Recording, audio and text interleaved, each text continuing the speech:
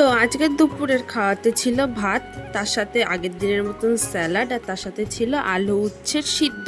আলু উচ্ছের সিদ্ধটা সর্ষের তেল, কাঁচা লঙ্কা, লবণ দিয়ে মাখিয়ে খেতে দারুণ লাগে। আর এটা খাওয়া স্বাস্থ্যের পক্ষে ভীষণই উপকার। তারপরে ছিল শুকনো লঙ্কা ভাজা দিয়ে কুমড়ো সিদ্ধ, এটাও খুব ভালো খেতে। আর এই ছোটো ছোটো পেঁয়াজগুলো তার সাথে খেতে যে এত ভালো লাগছিল। তারপরে ছিল একটা নিরামিষ তরকারি, আলু বড়ি, এই যেটা হচ্ছে বড়ি, এটা আমার মা নিজের হাতে বাড়িতে বানায়। আর সজনে ডাঁটা, পটল এইসব দিয়ে তার সাথে পেঁয়াজ দিয়ে খেলাম। কিন্তু সত্যি বলতে আজকে এই তরকারিটা খেতে আমার খুব একটা ভালো লাগেনি।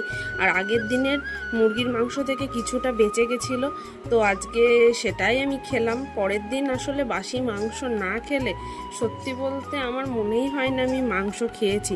তো তোমরা কে কে আমার মতন বাসি মাংস খাও সেটা অবশ্যই জানিও। আর কে কে কী দিয়ে লাঞ্চ করলে সেটাও কমেন্টে লিখো।